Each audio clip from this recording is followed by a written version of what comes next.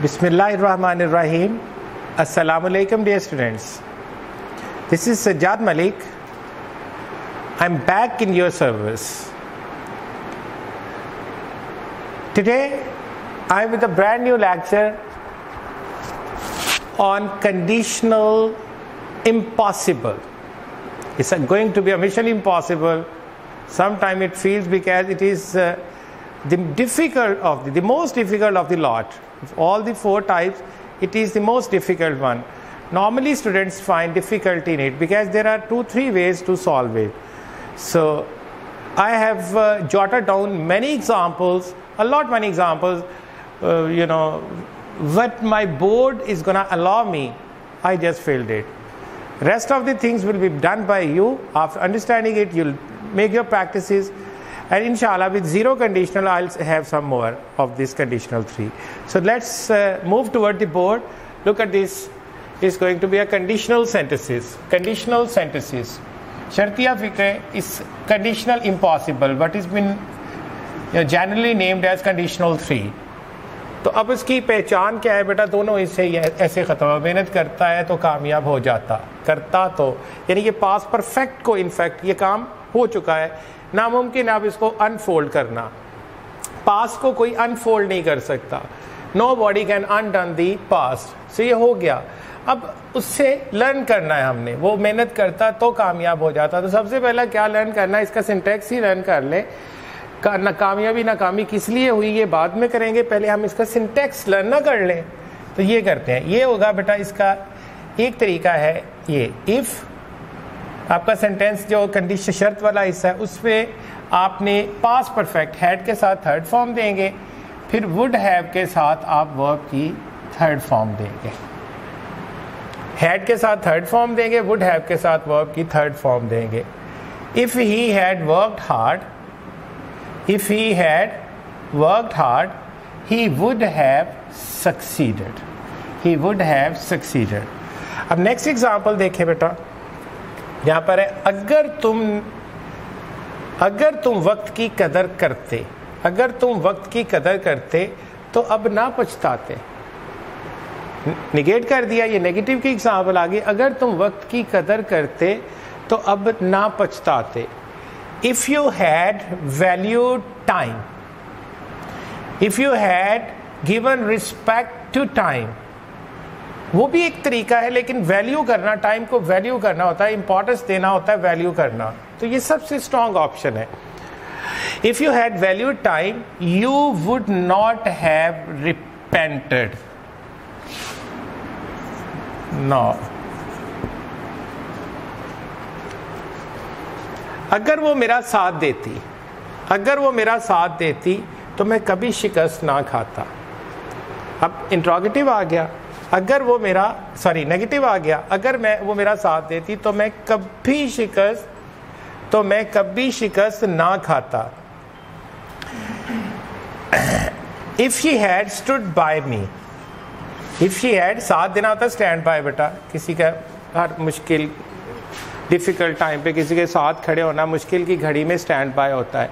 If she had stood by me I would never have been defeated. अब ये बेटा पैसे वाइज है, चूंकि शिकस्त किससे खानी है ये नहीं पता, शिकस्त देने वाले का नहीं पता. I would never have been defeated. If she had stood by me I would never have been defeated.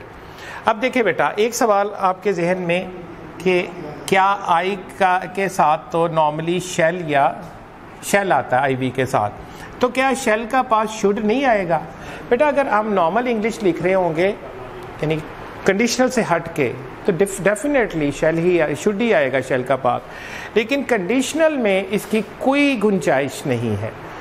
Conditional के अंदर चाहे आप कंडीशनल इम्प्रॉबेबल में हो या इम्पॉसिबल में हो, यहीं पर यूज़ करना है. मैंने आपको वुड के यूज़ में सेपरेटली भी ये बताया था. आई वी के साथ आप शुड नहीं लगा सकते शेल के पास के तौर पे, यहाँ वुड ही आना है, ये ऑप्शन ही नहीं होती. इनफैक्ट अहले ज़ुबान ने ये ऑप्शन नहीं दी हमें. तो आप इसी को फॉलो करेंगे. अगर कश्मीर का मसला ना होता, एक लंबा मैंने कॉम्प्लेक्स बड़ा मुश्किल सा वकैब से भरा हुआ सेंटेंस लिया, अगर कश्मीर का मसला ना होता तो क्या पाकिस्तान और हिंदुस्तान के अवाम की मुआशी हालत मजबूत होती? तो क्या पाकिस्तान और हिंदुस्तान के अवाम की मुआशी हालत बहुत मजबूत होती? एक सवाल। अब देखें, इसको मैंने जो है वो सम अप किया थोड़ा सा बोर्ड के ऊपर, चूँकि लॉन्ग सेंटेंस आपको ज़रा गौर से देखना पड़ेगा। If there had not been, या तो हैड बिन यूज़ कर लें या वर यूज़ कर लें, चूँकि यहाँ प्रॉब्लम एक एडजेक्टिव के तौर, कश्मीर प्रॉब्लम एक एडजेक्टिव आ रहा है, वर्ब नहीं आ रहा। जब इफ़ के बाद आप देखेंगे कि कोई एडजेक्टिव आ रहा है, कोई वर्ब नहीं आ रहा कंडीशनल 3 में, तो आप वर लगाएंगे। यानी अगर मैं मुल्क का सदर होता, if I were the president of Pakistan, अगर आप मुल्क की वज़ीर आज़म होती, if you were the prime minister of the country, अगर तुम अमीर होते, इफ़ यू वर रिच, आप वर की जगह हैड बिन भी यूज़ कर सकते हैं। If you had been rich, if you had not been poor, if you had been virtuous, were की जगह ये भी यूज़ हो सकता है। तो अब आपका एक सवाल होगा, sir what should we use on priority basis? देखें, करेक्ट तो दोनों ही, आप वर भी लगा सकते हैं। आपने सब्जेक्ट चाहे ही है, शी है, आई है, वी है, वर ही लगाना है। अगर आपका ख्याल है कि यहाँ वॉज भी लग सकता है, ऐसा नहीं होगा, सिर्फ वर लगेगा या हैड बिन। तो फिर आपके सवाल कि हमें प्रायोरिटी बेसिस पे किसको प्रेफर करना चाहिए, वेदर वर को या हैड बिन को? बेटा आप वर को करेंगे। मॉडर्न इंग्लिश और एक जो स्ट्रेंथ है ग्रामर की भी और मॉडर्निटी एडवांस्ड इंग्लिश को भी जहन में रखते हुए वर का ही यूज़ किया जाता है। हाँ, हैड बिन फिर मैं क्यों बताया आपको, आपको पता होना चाहिए बेटा, इसका रिप्लेसमेंट है। एक रीज़न ये, दूसरी रीज़न ये कि अगर आपको करेक्शन ऑफ सेंटेंसेस में ऑप्शन आ जाती है और वहाँ पर वर के साथ नहीं बल्कि हैड बिन के साथ सेंटेंस दिया हुआ है, उसकी करेक्शन करनी, आप कहेंगे सर ने तो हमें सिर्फ वर बताया, हैड बिन तो है ही नहीं, तो फिर आपके जहन में आएगा कि it is also the alternative of were as well. इसलिए यहाँ मैं बता रहा हूँ, लेकिन आप कोशिश कीजिएगा कि वर के साथ इसको करें। अगर आपका जो वर्ब की जगह पर अगर वर्ब नहीं आ रहा, एडवर्ब ऑफ निगेशन के बाद अगर वर्ब नहीं आ रहा, इफ़ के बाद अगर वर्ब नहीं आ रहा, इफ़ के बाद आप सब्जेक्ट लगाते हैं, सब्जेक्ट के बाद डेफिनेटली वर्ब है, तो उसके दरमियान में एडवर्ब ऑफ निगेशन होगा। अगर वहाँ पर वर्ब नहीं आ रहा और एडजेक्टिव आ रहा है, जैसे कश्मीर प्रॉब्लम एक एडजेक्टिव है, तो फिर आप हैड नहीं लगाएंगे, आप वर लगाएंगे या हैड बिन लगाएंगे। तो मैंने दोनों तरीके से कर दिया, if there had not been या if there were not the Kashmir problem. Would तो क्या पाकिस्तान और हिंदुस्तान के अवाम की मुआशी हालत मजबूत होती? बहुत मजबूत होती। Would the financial condition of the people of Pakistan and India, would the financial condition of the people of Pakistan and India have been very strong?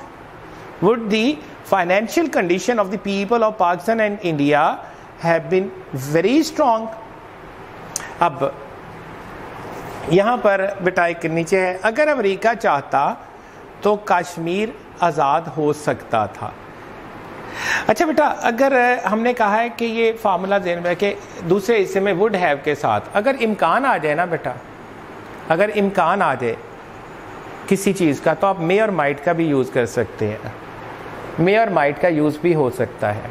अगर वो प्रेजेंट फॉर्म में है, यानी अगर कंडीशनल प्रॉबेबल है, तो उसमें मे यूज़ कर सकते हैं, कैन भी यूज़ कर सकते हैं।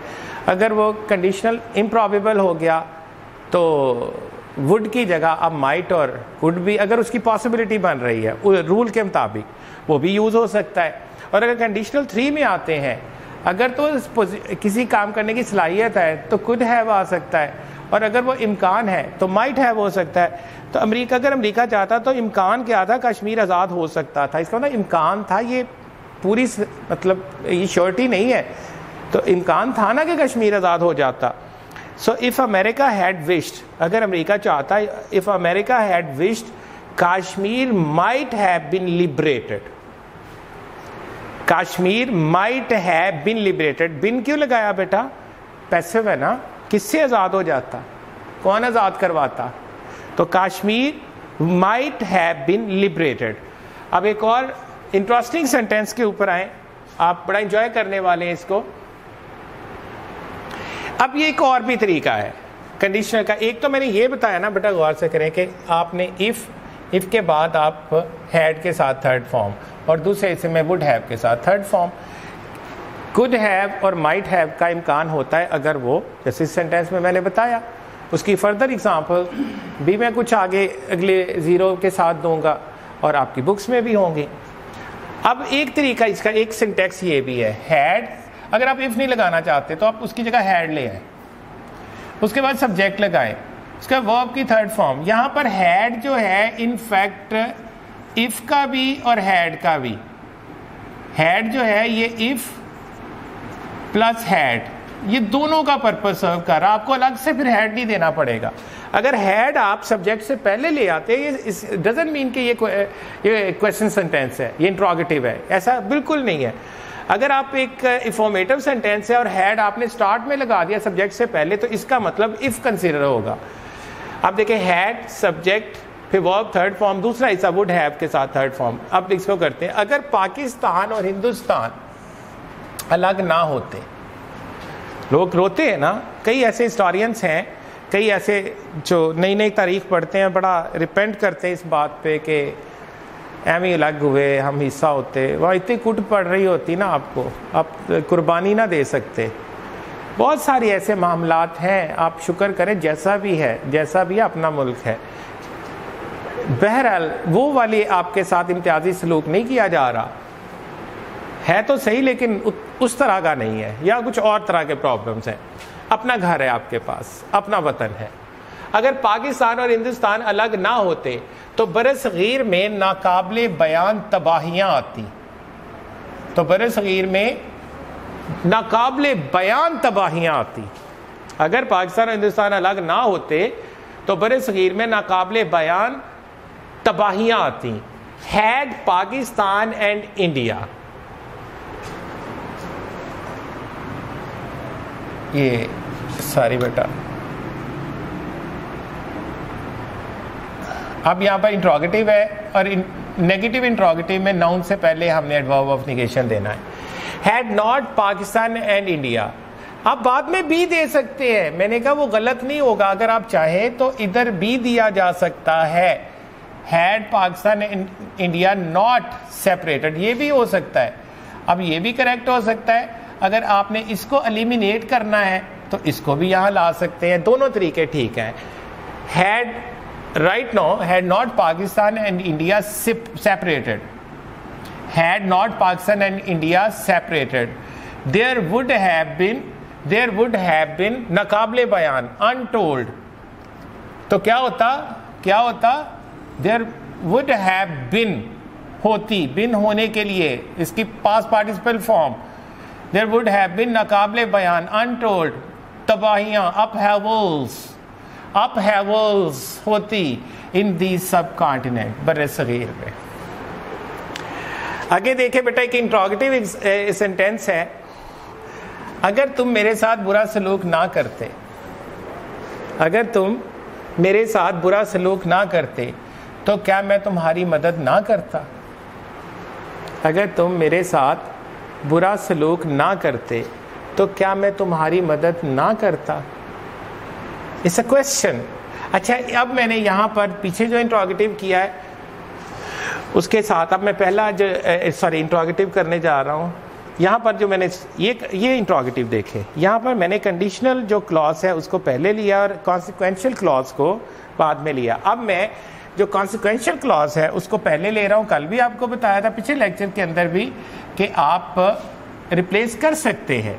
आप चाहे तो कॉन्सिक्वेंशियल पार्ट को पहले ले आए और जो कंडीशनल क्लॉज है, कॉन्सिक्वेंशियल क्लॉज पहले ले आए, कंडीशनल क्लॉज को बाद में ले आए। It's up to you. मैंने इस तरह भी एक आपको एग्जाम ये प्रैक्टिस दे दी। Would I not have help you, क्या मैं आपकी मदद ना करता। Would I not have help you, negative interrogative आ गया।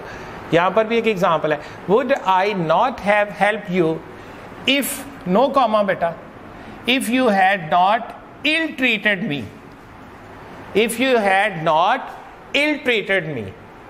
Would I not have helped you if you had not ill-treated me? आगे देखें बेटा, एक और एग्जाम्पल है। मैं इसके साथ, इस फार्मूला के साथ एक और एग्जाम्पल यहाँ पर की। अगर वो भरपूर मेहनत करती, अगर वो भरपूर मेहनत करती तो इम्तिहान में अव्वल पोजीशन लेती। अगर वो भरपूर मेहनत करती तो इम्तिहान में अव्वल पोजीशन लेती। अब मैंने हैड के साथ ये मॉडर्न वेज में, मॉडर्न डेज में ये वाला बहुत यूज़ हो रहा है। मतलब मैं इसलिए लिखा, अखबार पढ़ते हैं आप या टीवी पे कोई चीज़ देख रहे हैं या कमेंटेटर्स हमारे बोलते हैं, इंग्लिश न्यूज़ के अंदर बोला जाता है। न्यूज़पेपर तो डॉन तो बहुत एक्सेसिवली यूज़ करता है। आगे आपको जाके फर्दर जब बड़ी इंग्लिश होती तो आप कहीं लकीर के फ़कीर ना बन जाएं। मेरा सारी की सारी एफर्ट आपकी मॉडर्निटी के लिए है।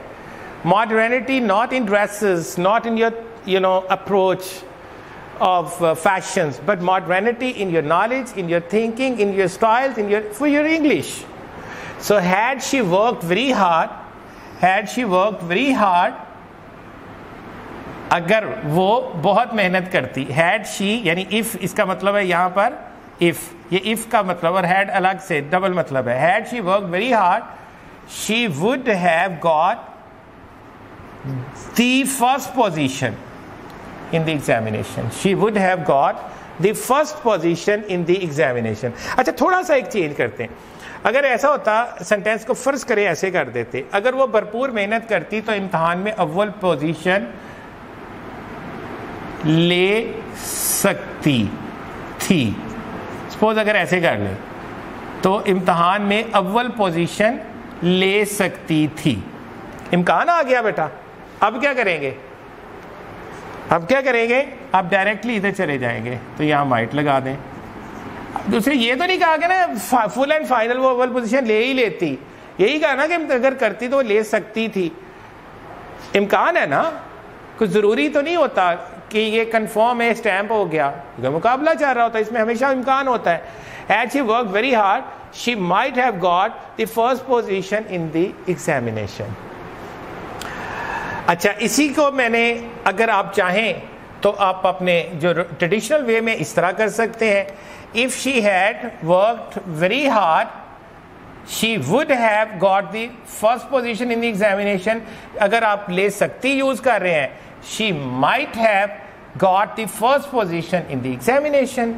नेक्स्ट है, अगर तुम अपने बहन भाइयों पर एहसान करते, करना चाहिए बेटा। हम सारी दुनिया के लोगों को भाई बनाते हैं, लोगों को बहनें बनाते हैं।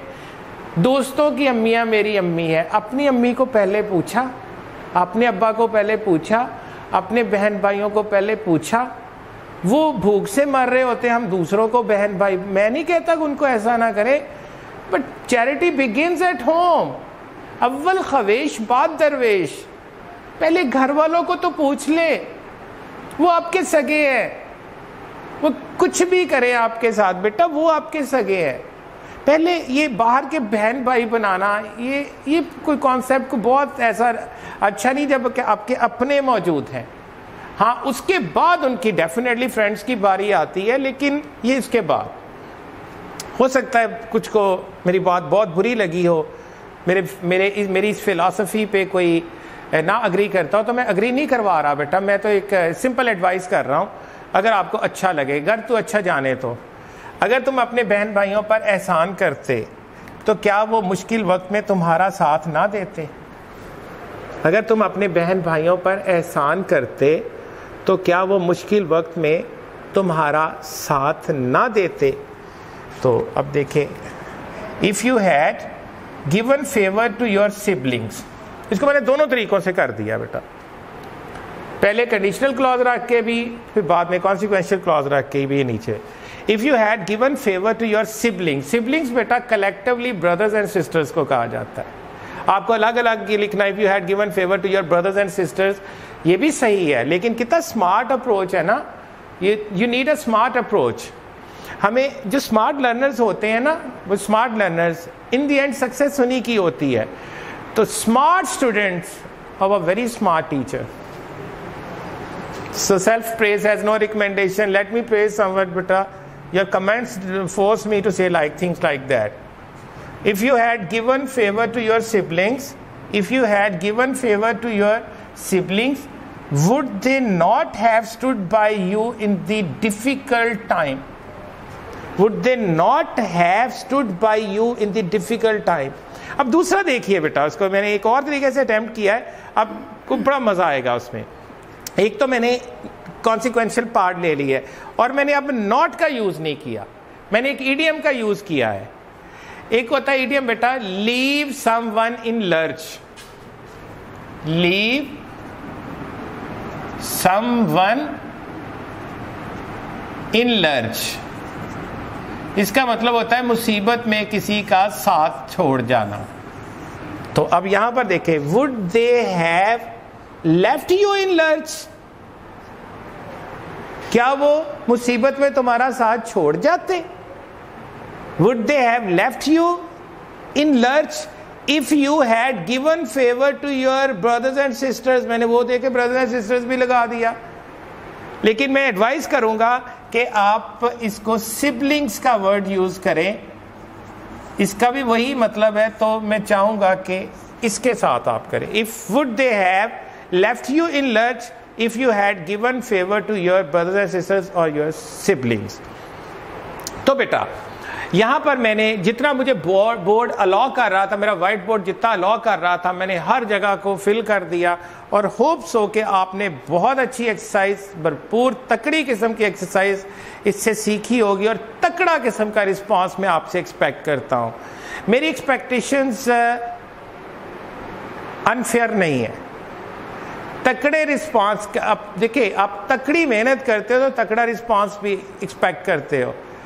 तो अगर आप फिर भी रिस्पांस बड़ा नहीफ किस्म का, कमज़ोर किस्म का देंगे तो नेचुरली हम सिर्फ कमेंट्स हमें इनकरेज नहीं कर सकते, आपकी परफॉर्मेंस इनकरेज। मैंने पेपर्स देखे आप लोगों के, आज मैंने फाइनल करके जो पहला आपने पेपर दिया मैंने चेक करके दिया है, तो आई एम डिसअपॉइंटेड बेटा, आई एम सॉरी।